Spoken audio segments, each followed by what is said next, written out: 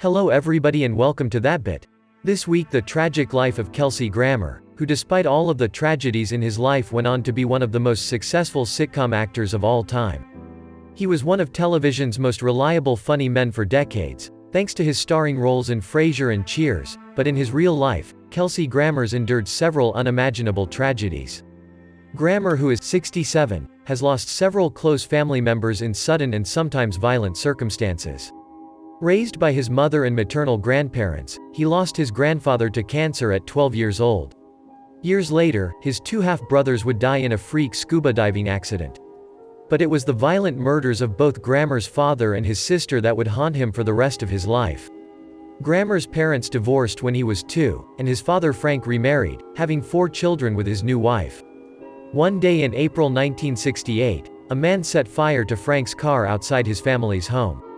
When Frank went outside to confront the stranger, he was shot twice. His wife later testified that she had to pull Frank's body from in front of the car as the man threatened to run him over too. Frank Grammer died from his gunshot wounds. Kelsey was just 13 years old at the time. The man responsible for the attack, Arthur B. Niles, was found not guilty of murder due to insanity and spent decades in a psychiatric ward before being released in 1994. In 2003 he was locked up again after threatening to kill a judge who had placed a restraining order on him. 7 years after losing his father, 20-year-old Kelsey also lost his younger sister in the most horrific circumstances. Karen, who was just 18 at the time, was kidnapped and raped by 4 men and murdered by a man named Freddie Lee Glenn. Karen was sitting alone outside the cafe where she'd just finished a shift as a waitress, when she was abducted in June 1975. The sickening details of the crime are that Glenn and his accomplices, after kidnapping Karen, they then drove Karen to an apartment, where they took turns raping her for about 4 hours.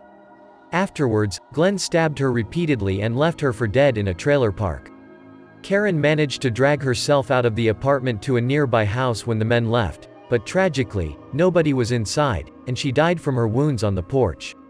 The following year, Glenn was found guilty of Karen's murder, as well as 2 other killings at the time.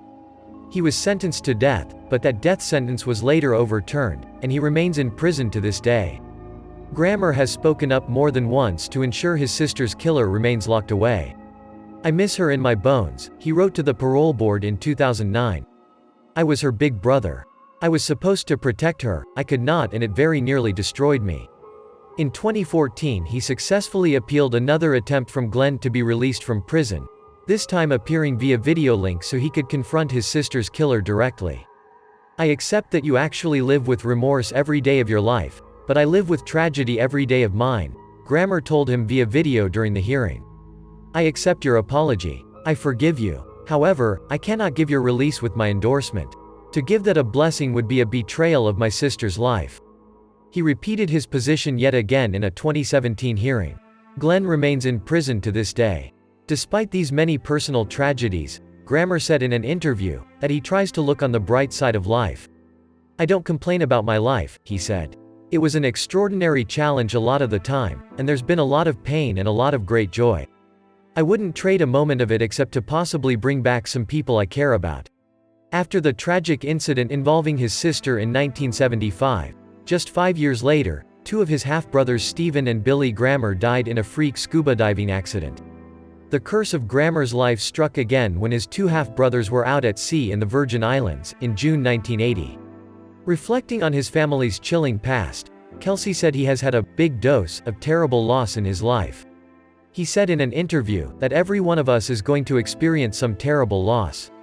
"I just got a big dose.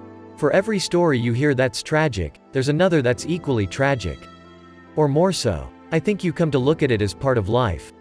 In 1996 Kelsey rolled his red Dodge Viper and cut his forehead and was arrested on suspicion of driving under the influence of drugs, the California Highway Patrol said. Grammer was alone when he demolished the $66,000 450-horsepower V10 sports car near the driveway of his home, about 40 miles northeast of downtown Los Angeles. The actor crawled out of the wreckage and was treated at a hospital and then discharged. He suffered minor abrasions and had to recuperate at home. That same year, after years of substance abuse, legal troubles, and personal life dramas, Kelsey decided to check himself in the Betty Ford Center for cocaine and alcohol addiction, when he finally rid himself of the demons of drink and drugs which had haunted him for his whole life. In 2008, Grammer, who was 53 years old at the time, felt chest pains while paddle boarding with his wife in Hawaii, where they have a second home, and was taken to hospital, where he was found to have suffered a heart attack. At the time, his spokesman Stan Rosenfield said it was a mild heart attack but declined to give further details of Grammer's condition or medical treatment. But Grammer said in an interview that the heart attack was not actually mild at all, and he nearly died because his heart stopped.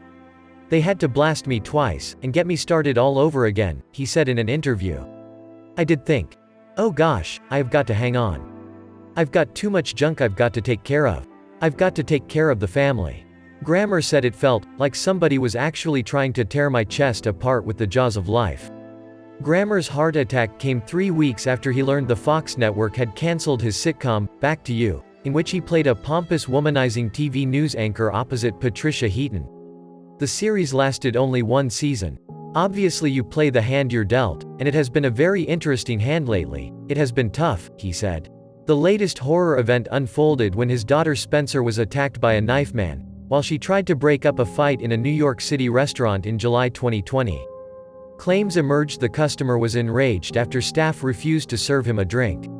The actress spoke out at the time and reassured everyone she was okay, after she was slashed during the incident. "My friend and I did what anyone else would do in the same situation." Several of her other friends, predominantly women, were also attempting to prevent the altercation from escalating, Grammer said in a statement. "I sustained a laceration on my arm, and my friend was stabbed in the back, but thankfully he suffered no serious internal injuries. We expect to recover quickly." Tragedy has haunted Kelsey and followed his family for decades. Despite his family's catalog of tragedies, Kelsey strove to make a name for himself in the acting spheres. He shot to fame as psychiatrist Dr. Frasier Crane on NBC sitcoms Cheers and Frasier. It was a role he stayed in for 2 decades, but his acting work also lent itself to the theater and other television shows. Thank you for watching that bit. Please subscribe and ring that bell so you get more content like this in the future.